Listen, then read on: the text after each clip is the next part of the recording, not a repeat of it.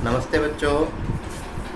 आज हम सामाजिक विज्ञान प्रथम पाठ का भाग दूसरा लेकर उपस्थित हूँ। आप सभी ने पिछले भाग में यूरोप में राष्ट्रवाद क्या था, किस प्रकार से उसका उदय हुआ, ये जाना। इसके बाद पॉइंट नंबर 2, यूरोप में राष्ट्रवाद का निर्माण कैसे बना, इसे जानेंगे। देखिए, सबसे पहले यूरोप में राष्ट्रवाद का निर्माण। 18वीं शताब्दी के मध्य यूरोप में राज्यों, राष्ट्रवाद, राजनीतिक एकता की भावना का अभाव था। जब 18वीं शताब्दी में यूरोप के अंदर, मध्य यूरोप के अंदर राज्यों, राष्ट्रवाद एवं राजनीतिक एकताओं की भावना का क्या था? अभाव था, कमी थी। 18वीं शताब्दी के मध्य में यूरोप के जर्मनी, इटली, स्विट्जरलैंड और हर्बसबर्ग साम्राज्य में राष्ट्र, राज्यों व राजनीतिक एकताओं की भावना का अभाव था। वे राजशाही, कैंटोन और डचियों से बटे हुए थे। पूर्वी और मध्य यूरोप निरंकुश राजतंत्रों के अधीन था। कहते हैं जो पूर्वीय मध्य यूरोप था वो निरंकुश राजाओं के राजतंत्र से अधीन था, उसमें बंधा हुआ था। इसके बाद किसी भी प्रकार से सामूहिक भावना का विकास अथवा समान संस्कृति की भाव में रुचि नहीं रखते थे। कहते हैं उस समय जो सामूहिक पहचान थी, उसकी जो भावना थी वो एक नहीं थी, समान संस्कृति के भाव में रुचि नहीं रखते थे और विभिन्न दृष्टियों से उनमें भिन्नताएं भी थीं। हर्बसबर्ग साम्राज्य इस प्रकार का प्रमुख एक उदाहरण था। यूरोप के इन क्षेत्रों में अलग अलग भाषाएं और बोलियां बोली जाती थीं। इनका आपस में एक दूसरे के प्रति भी कोई सद्भाव नहीं था, यानी कोई एक दूसरे के प्रेम नहीं था। उनमें राष्ट्र राज्य की स्थापना का सर्वदा अभाव था। ये अपनी अपनी संस्कृति को विशिष्ट मानते थे। इन समस्त कारणों में इनमें राजनीतिक एकताओं की भावना उत्पन्न नहीं हो सकी। जब ये सारी बातें इन लोगों के अंदर थीं, एक दूसरे के प्रति इनका स्नेह नहीं था, प्रेम नहीं था, सद्भावना नहीं थी, अलग अलग भाषाएं बोली जाती थी, अलग अलग इनकी बोली बोली जाती थी, इस प्रकार से इनके अंदर सद्भावना की एकता का सद्भावना विकास नहीं हो पाया। अब बात करते हैं कुलीन वर्ग और नया मध्यम वर्ग। 18वीं शताब्दी में यूरोपीय महाद्वीप में कुलीन वर्गों एवं कृषकों की स्थिति थी। यूरोपीय महाद्वीप में कुलीन वर्ग ही सबसे अधिक शक्तिशाली सामाजिक वर्ग था। ये एक सबसे शक्तिशाली वर्ग माना जाता था। वह जमीन पर इसी वर्ग का प्रभुत्व था। प्रभुत्व मतलब होता है वर्चस्व था। इस कुलीन वर्ग के लोगों में अनेक दृष्टियों से समानता, एकता की भावना थी। ये सब लोग मिलजुल कर रहते थे, एक साथ काम करते थे, एकता की भावना का इसमें इनकी विकास था। इनकी एकमात्र जीवन शैली थी। ये ग्रामीण क्षेत्र में जायदाद और शहर में बड़ी हवेलियों के मालिक थे। भाई इनकी ग्रामीण क्षेत्र में क्या थी? इनकी जमीन जायदाद वगैरह थी और शहरों में क्या थी? इनके बड़े बड़े मकान थे। राजनीतिक कार्य में इनका उच्च वर्ग से फ्रेंच भाषा का प्रयोग किया गया। यानी ये क्या था? राजनीतिक कार्य के लिए इस वर्ग यानी उच्च वर्ग में फ्रेंच भाषा का प्रयोग किया जाता था। इनके परिवार वैवाहिक संबंधों से आसपास जुड़े हुए थे। यानी कि जो शादियां होती थी, इनके जो पारिवारिक विवाह संबंध होते थे वो आपस में एक दूसरे से जुड़े हुए थे। फिर भी ये कुलीन वर्ग जनसंख्या की दृष्टि से एक छोटा सा वर्ग के रूप में माना जाता रहा। कहते हैं एक छोटा सा वर्ग था, छोटी सी संख्या थी इनकी। यूरोप में जनसंख्या की दृष्टि में से देखें तो किसान की संख्या ही अधिक थी। इनकी दशा संतोषजनक नहीं थी। पूर्व और मध्य यूरोप में विशाल जागीरों में बटी हुई थी और इस पर भूदास खेती करते थे। भूदास वो लोग होते जिससे भू को जिन्होंने कब्जा कर रखा हो। अब आगे बात करते हैं औद्योगिकरण के फलस्वरूप यूरोप की नई सामाजिक संरचना में सामाजिक वर्गों का उदय। पश्चिमी और मध्यम यूरोप, फ्रांस, जर्मन और औद्योगिकरण के फलस्वरूप नई सामाजिक वर्ग भी बने। कहते हैं वाणिज्य वर्ग, श्रमिक वर्ग और मध्यम वर्ग का उदय हुआ। वाणिज्य वर्ग होते हैं जो आपके बात करें तो बिजनेसमैन लोग हो सकते हैं। श्रमिक लोग हैं जो काम करने वाले लोग हैं। मध्यम वर्ग उदय पहले से ही उदय हुआ था। श्रमिक वर्ग और मध्यम वर्ग की विद्रोह और क्रांति में विशेष भूमिका रही। ये दोनों ऐसे वर्ग थे जिन्होंने क्रांति में अपनी पूरी भूमिका निभाई। यूरोप में राष्ट्रवाद कि विचार मध्यम वर्ग से ही सर्वाधिक लोकप्रिय था। यूरोप में जो राष्ट्रीय एकता थी, राष्ट्रीय एकता का जो विचार आया निकल के, वो मध्यम वर्ग की सबसे सर्वाधिक लोकप्रिय हुआ। 19वीं शताब्दी में यूरोप में उदित मध्यम वर्ग में उद्योगपति, व्यापारी वर्ग, सेवा क्षेत्र के लोग आते थे। मध्यम वर्ग में राष्ट्र के विकास में अपना विशेष योगदान इन्होंने दिया। अब कहते हैं मध्यम वर्ग का उदय, जो मध्यम वर्ग का उदय एवं राष्ट्रवादी विकास में इस वर्ग का योगदान रहा, ये पूरी बातें मैं पहले भी आपको ऊपर बता चुका हूँ। ये कहते हैं कि औद्योगिकरण के स्वरूप यूरोप में जिन मध्यम वर्ग का उदय हुआ था, वे वेतन पर कार्य करने वाला वर्ग था, जो सैलरी लेते थे और काम करते थे। यह वर्ग तर्क एवं वैज्ञानिक सोच पर आधार विचार करने वाला और समाज का शिक्षित वर्ग भी था। सर्वाधिक राष्ट्र चेतना और राष्ट्रीय भावना का उदय भी हुआ था। धीरे धीरे इस मध्यम वर्ग के लोगों की चेतना जागृत करने और जनता के राष्ट्र आंदोलन क्रांति में योगदान देने को प्रोत्साहित भी किया। इसी कारण राष्ट्रवादी आंदोलन को जनाधार प्राप्त हो गया। उदारवादी राष्ट्र, आगे पॉइंट नंबर 2.2 कहते हैं राष्ट्रवादी राष्ट्रवाद में क्यों माने जाते हैं, उदारवादी राष्ट्रवाद में क्यों माने जाते हैं। उदारवाद और उदारवादी राष्ट्रवाद, राष्ट्रवादी कहते हैं बच्चों उदारवाद, उदारवादी राष्ट्रवाद तथा उदारवादी राष्ट्रवादियों के विचार एवं प्रयास। 19वीं शताब्दी के शुरुआत में यूरोप में उदारवादी विचारधारा का विकास हुआ।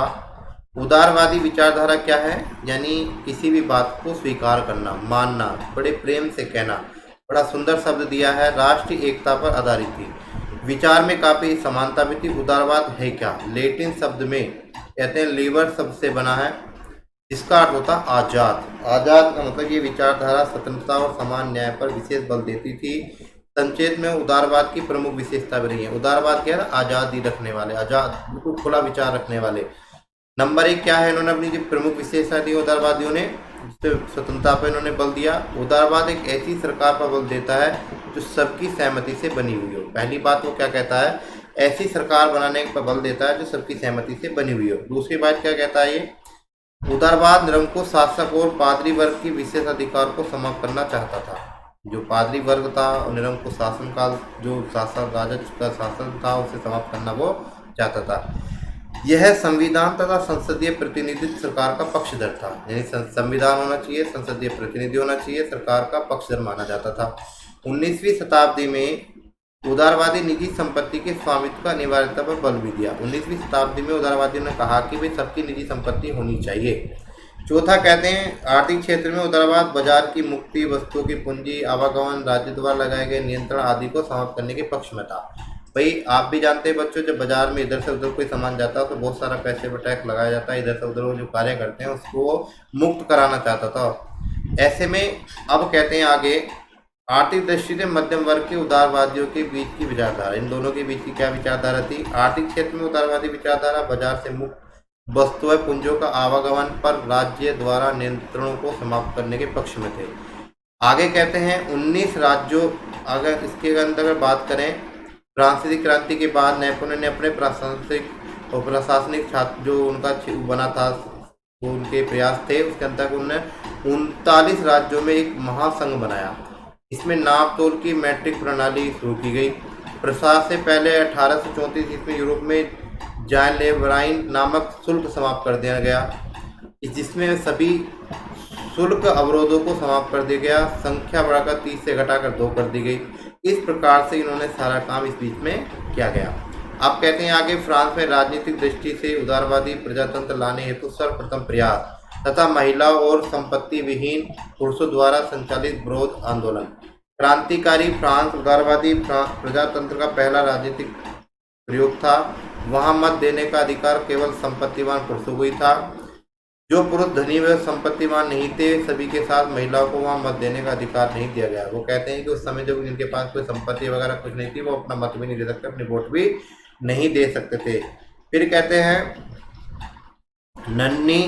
नहीं, उन्हें सभी राजनीतिक अधिकारों से वंचित भी रखा गया। केवल उन्हीं कुछ समय के लिए जैकोबिन शासन के समय सभी वयस्क पुरुषों को मत देने का अधिकार अवश्य दिया गया। कहते हैं जैकोबिन एक शासन चला, उस बीच में इन्हें मत देने का अधिकार दिया गया था। नेपोलियन के शासनकाल में पुनः मताधिकार को समाप्त कर दिया गया, फिर इन्हें दोबारा समाप्त कर दिया गया। जैसे नेपोलियन ने अपना शासनकाल चालू हुआ, उसने महिलाओं को अव्यस्क को दर्जा देते हुए उन्हें पिताओं और पतियों के अधीन कर दिया गया। इसके विरुद्ध 19वीं शताब्दी में 20वीं शताब्दी के आरंभ में वर्षों में संपत्तिहीन पुरुषों और महिलाओं के समान राजनीतिक अधिकारों की मांग की ओर इसका आंदोलन किया गया। इस प्रकार से यह आंदोलन रखा गया। अगर हम बात करें राष्ट्र अर्थव्यवस्था में अर्थशास्त्री का चिंतन, जर्मन के फेडराइसिक लिस्ट के अनुसार जो विचार आए थे उन्होंने अपने विचार रखे। वो कहते हैं जालवेराइन का लक्ष्य जर्मन के लोगों को आर्थिक रूप से एक राष्ट्र में बाधा देना है। राष्ट्र की दशा में उसके हितों की रक्षा करते हुए बाहरी रूप से मजबूत बनाया जाए। आंतरिक उत्पादन में वृद्धि की जाए। प्रांतीय हिस्सों को आपस में संबंध करके राष्ट्र भावना को जागृत किया जाए। प्रोफेसर लिस्ट ने यह भी स्पष्ट किया है कि जर्मन लोग यह समझ जाएं कि एक मुक्त आर्थिक व्यवस्था ही राष्ट्र भावना का विकास में एकमात्र साधन है। ये सारी बातें उन्होंने प्रोफेसर साहब ने कही। आगे बात करते हैं 1815 ईस्वी के बाद एक नया रूढ़िवाद। 1815 के बाद एक नया रूढ़िवाद। बच्चों, 1815 ईस्वी के बाद रूढ़िवाद और यूरोप सरकार की रूढ़िवादी विचार, यूरोपीय रूढ़िवाद की विशेषताएं क्या थी। 1815 ईस्वी के बाद यूरोप में एक नया रूढ़िवाद सामने आया। क्या होता है रूढ़िवाद? इस समय यूरोप में सरकारें रूढ़िवादी भावनाओं से प्रेरित थी, यानी बहुत सारे विचार थे, उल्टे कार्य थे। उनका मानना था कि राजतंत्र, चर्च, सामाजिक ऊंच नीच की परंपरा आदि कोई बनाए रखना चाहिए। फिर भी वे ये स्वीकार करने लगे कि आधुनिकीकरण के द्वारा राजतंत्र के अधिक मजबूत बनाया जा सकता है।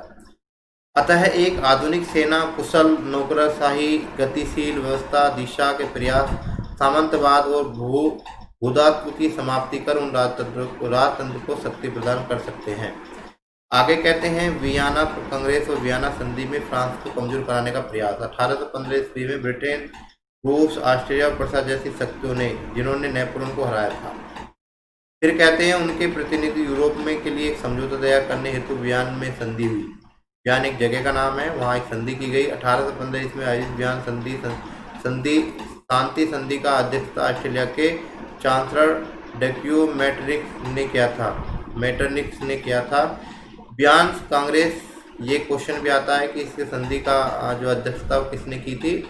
वियना कांग्रेस में हुई। 1815 ईस्वी में वियना संधि में फ्रांस को कमजोर करने का तथा रूस, प्रसा, ऑस्ट्रेलिया आदि को शक्तिशाली बनाकर नेपोलियन द्वारा समाप्त किए गए राजतंत्र को बहाल करने का प्रयास किया गया। इसमें क्या क्या मुख्य बिंदु थे उन पर हम चर्चा करते हैं। नंबर 1, फ्रांस ने उन इलाकों को खो दिया था जिन पर उसने नेपोलियन का समय कब्जा किया था। नंबर 2, फ्रांस की सीमाओं पर कई राज्य स्थापित कर दिए गए थे जिससे भविष्य में फ्रांस अपना साम्राज्यवादी विस्तार न कर सके। अतः उत्तर में नीदरलैंड राज्य स्थापित किया गया था जिसमें बेल्जियम सम्मिलित था। दक्षिण पीडमॉन्ट में जेनोवा को जोड़ दिया गया था। तीसरे पॉइंट में क्या गया, इसमें जो समझौता हुआ था उसमें फ्रांस को उसकी पश्चिमी सीमाओं को नए इलाके दिए गए जबकि ऑस्ट्रिया को उत्तरी इटली का नियंत्रण सौंपा गया। फिर भी नेपोलियन ने 39 राज्यों को जो अपना महासंघ में शामिल किया था उन्हें बरकरार रखा गया। पूर्व में रूस को पोलैंड का एक हिस्सा दिया गया जबकि प्रसा को सैक्सनी का एक हिस्सा प्रदान किया गया। इस प्रकार से वर्साई की जो वियना की संधि हुई थी उसमें सारी बातें रखी गई। आगे कहते हैं 1815 ईस्वी में स्थापित निरंकुश रूढ़िवादी शासन व्यवस्था क्या थी। किस प्रकार की वो शासन व्यवस्था थी? 1815 ईस्वी में स्थापित रूढ़िवादी शासन व्यवस्था पूर्णतः निरंकुश थी, कोई अंकुश नहीं था। उन्होंने जनता और क्रांतिकारियों के उन सभी क्रियाकलापों को नियंत्रण करने का प्रयास किया जो निरंकुश सरकार के लिए खतरा थी। कहते हैं कि जब ये क्रांतिकारी कि जो क्रियाकलाप थे वो उन चीज़ों पे प्रयास कर रही थी ढूंढने का जो निरंकुश सरकार की खतरा बनाए हुई थी। उनके द्वारा इस प्रकार के सेंसरशिप के नियम बनाए गए जो फ्रांसीसी क्रांति को व्यक्त किए गए स्वतंत्रता और मुक्त के विचार को नियंत्रण करते थे। इस प्रकार से इन्होंने सारा काम करने का प्रयास किया, आज़ादी की मांग करते रहे। इस प्रकार इन्होंने अनेक राष्ट्रवादी प्रयास अभी भी जारी रखे थे।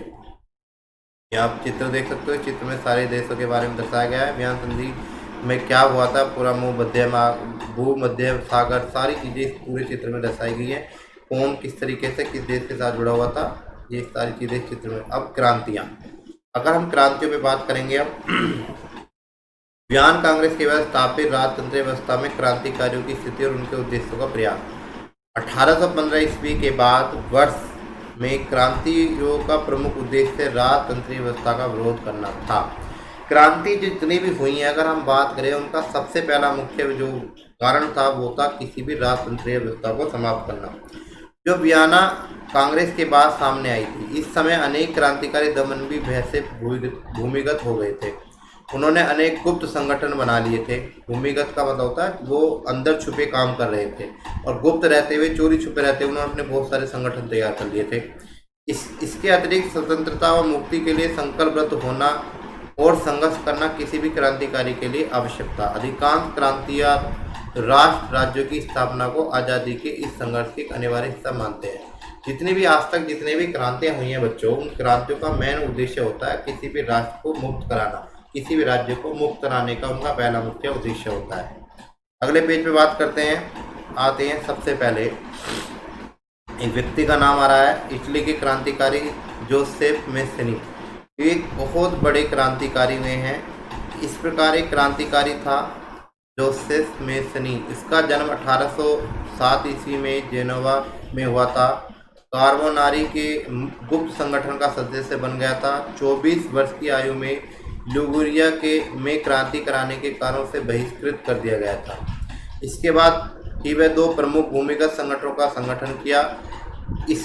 इनमें पहला संगठन था यंग इटली, दूसरा था यंग यूरोप। इसने दो संगठनों का निर्माण किया। कौन कौन से, अगर मैं उनका अंडरलाइन करूँ, यंग इटली और यंग यूरोप। यानी यंग इटली का मतलब होता है जवान, इटली में देश, यंग यूरोप, यंग का यूरो यानी जवानों का देश यानी यूरोप। उसका विचार ये विश्वास था कि, आगे बात करते हैं, उसका विचार ये विश्वास था कि ईश्वर की इच्छा अनुसार राष्ट्र ही मनुष्य की एक प्रकृति इकाई है। इसलिए इटली के छोटे राज्यों और प्रदेशों को जोड़कर इटली का एकीकरण करना अत्यंत आवश्यक है। इटली का एकीकरण की बात कर रहा है वो। अपने इस विचार के आधार पर ही अपने इटली के एकीकरण का हेतु प्रयास किए, इटली को जोड़ने का प्रयास किया जोसेफ मैसेनी ने। फिर कहते हैं प्रत्येक अपने प्रयासों से अंततः वह अपने लक्ष्य को प्राप्त करने में सफल हुआ। उसने राजतंत्रीय शक्ति और रूढ़िवादी शक्तियों को हटा दिया। मेटरनिक ने मैसेनी को हमारे सामाजिक व्यवस्था को सबसे खतरनाक दुश्मन बताया। उसके प्रयासों को देखकर जर्मन, फ्रांस, स्विट्जरलैंड और पोलैंड में भी मैसेनी के अनुसार क्रांतियों ने अपने देश को राष्ट्र, राज्य और एकीकरण का प्रयास किया। इस प्रकार से क्रांतियों का आगमन हुआ। जोसेफ मैसेनी ने जब ये यंग यूरोप और यंग इटली की स्थापना की, एकीकरण करने का प्रयास किया। आगे बात करते हैं 1830 से लेकर 1848 में जो क्रांतियाँ हुई उनके ऊपर बात करते हैं। सबसे पहली क्रांति पहली क्रांति जुलाई 1830 ईस्वी फ्रांस में। 1789 के बाद की जो बात आती है उसमें फ्रांसीसी क्रांति के जो नाम ले रहे हैं। राजतंत्रिक रूढ़िवाद की विरोध उत्तरदायी राष्ट्रीयवादियों के नेतृत्व में जो क्रांति का प्रयास हुआ, उसमें पहली क्रांति होने का श्रेय फ्रांस को मिला है। 1830 ईस्वी फ्रांस का पहला विद्रोह और अथवा राज्य क्रांति हुई। इस क्रांति में रूढ़िवादी ताकतों को परास्त कर दिया गया, यानी समाप्त कर दिया गया, हरा दिया गया। इसके बाद एक संविधान राजतंत्र की स्थापना हुई। लुई फिलिपी को इसका अध्यक्ष बनाया गया। इसका घटना का सारा यूरोप पर प्रभाव पड़ा। इस घटना का सारा प्रभाव यूरोप पे भी पड़ा। वह भी विरोध हुआ, वहाँ भी विरोध हुआ। फ्रांस के संदर्भ में मेटरनिक ने एक बार फिर कहा कि जब फ्रांस छींकता है तो पूरे यूरोप में सर्दी हो जाती है। बड़ा सुंदर एक उन्होंने वाक्य कहा है कि जब फ्रांस छींकता है तो पूरे यूरोप में क्या हो जाती है, सर्दी हो जाती है। इस प्रकार से उसने इस बात को कहा।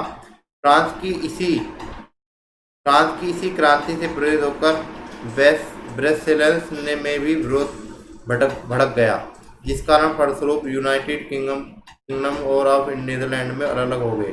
ये दोनों अलग अलग हो गए। इसके बाद यूनान और स्वतंत्रता संग्राम में कुस्तुदुनिया की संधि। इस प्रकार से इन दोनों की संधि हुई 1830 से लेकर 1800 के बीच में। ये स्वतंत्रता संग्राम में ये भी शिक्षित वर्ग को प्रभावित करता है। राष्ट्रीय भावना का संचार हुआ। यूनानियों ने आज़ादी का यह संघर्ष 1821 ईस्वी में आरंभ किया था। 15वीं शताब्दी में यूनानी ऑटोमन साम्राज्य का हिस्सा बना हुआ था। यूनानियों ने आज़ादी के लिए इस संघर्ष में पश्चिमी यूरोप में निर्वासन कर रह रहे यूनानियों को अपने समर्थन प्रदान किया। लोग प्राचीन यूनानी संस्कृति में विश्वास रखते थे। इस समय यूरोप के कवियों और कलाकारों ने यूनान को यूरोपीय सभ्यता का पालना बताकर उसकी प्रशंसा की। इस प्रकार से इनकी संधि हुई, दोनों दोस्त एक दूसरे से जुड़े। 1832 में इनकी संधि का एक देखने को मिली। इसके बाद आगे बात करते हैं पेज नंबर 6 पे, रूमानी कल्पना और राष्ट्र भावना। बड़ा सुंदर ये नाम आया है। राष्ट्रवाद के विकास में संस्कृति की भूमिका। राष्ट्रवाद के विकास में केवल युद्ध और क्षेत्रीय विस्तार से ही सफलता प्राप्त नहीं हुई थी बच्चों, बल्कि संस्कृति ने भी अपना महत्व रखा था। संस्कृति क्या होती है? अपनी भाषा, कला, काव्य, कहानियाँ, लोक परंपराएं, संगीत आदि, ये सारी चीज़ें भी बहुत महत्व रखती हैं बच्चों। इसके माध्यम से भी बहुत सारी क्रांतियों में इसका लाभ हुआ, राष्ट्रीय भावना का विकास हुआ, राष्ट्रवादी भावनाएं का विकास हुआ, अपना महत्वपूर्ण योगदान दिया। इस वर्ग के राष्ट्रवादी भावनाओं को विकसित करने में व्यक्त करने की सहायता प्रदान हुई। रूमानीवादी की आशय, विचारधारा और रूमानीवादी का आधारित प्रयास क्या थे इनके, इसे फिर देखते हैं। इस दृष्टि में रूमानीवादी भी एक ऐसे ही आंदोलन था। उनका प्रयास एक साझा संस्कृति, अतीत और एक साझा सामूहिक विरासत को राष्ट्रवाद का आधार बनाना था, जिसमें किसी भी प्रकार का भेदभाव न हो। रूमानीवादी पर आधारित आंदोलन ने भावनाओं, अंतर्दृष्टि और रहस्यवादी भावनाओं को बल दिया। यह एक ऐसी संस्कृति आंदोलन था जो एक विशेष प्रकार की राष्ट्र भावना का विकास करना चाहता था। रूमानी भावनाएं पराभौतिक तथा कल्पनाशील थी, वातावरण से जुड़ी हुई थी। इनकी कल्पना लोक से विकसित करती थी। इस तरीके के लोगों ने अपने विचारों को भी चित्रण किया, स्वतंत्रता के वृक्ष का चित्रण किया है। इस प्रकार से इन्होंने अपना एक बात को रखा है। रूमानीवादी विचारधारा के अनुसार लोक संस्कृति के विभिन्न स्वरूपों को एकत्र करना है। उन्होंने दर्शाना राष्ट्र निर्माण की योजनाएं हेतु आवश्यक हैं। कहते हैं जो रूमानीवादी विचारधारा थी, उन्हें लोक संस्कृति का निर्माण करने का प्रयास किया, एकत्रित करने का प्रयास किया, उसे दिखाने का प्रयास किया, राष्ट्र निर्माण करने का प्रयास किया। इस तरीके की भावना के साथ उन्होंने काम किया। रूमानीवादी आंदोलन में स्थानीय बोलियों पर भी विशेष बल दिया गया, स्थानीय साहित्यों पर भी बल दिया गया, उसे देखते हुए आधार बनाया गया जिसमें राष्ट्र संदेह और आम लोगों को सरलता से पहुंचाया जा सके, जैसे साहित्यता एक दूसरे के पास पहुंचाने का काम भी किया। आगे बात करें, राष्ट्र भावना में विकास में महत्वपूर्ण भूमिका भी निभाई। किसने? रूमानीवादियों ने। उदाहरण के लिए पोलैंड पर रूसी कब्जे के उपरांत वहां पोलिश भाषा को हटाकर जबरन रूसी भाषा को लादा गया था। जब वो लोग, पोलैंड के लोग रूसी कब्जे में थे, तो वहाँ जबरदस्ती उनकी पोलिश भाषा हटाकर उनकी रूसी भाषा लाद दी गई थी, जबरदस्ती उन्हें बोलनी थी। कहते हैं 1831 ईस्वी में पोलैंड के रूस में विरोध हुआ। सशस्त्र विरोध में भाषा का वो ही राष्ट्रवादी विरोध के लिए एक हथियार के रूप में प्रयोग किया गया। उसी भाषा के रूप, जो भाषा थी, उसी के मैन कारण ये युद्ध भी हुआ, उनका आपस में विद्रोह हुआ। चर्च के सभी आयोजनों में भी पोलिश भाषा का प्रयोग किया जाने लगा। यह बात अन्यथा थी कि रूसी अधिकारियों ने इस कारण पादरियों को बिस्पो के जेल में डाल दिया। इसके बाद ये सारे प्रयास किया गए।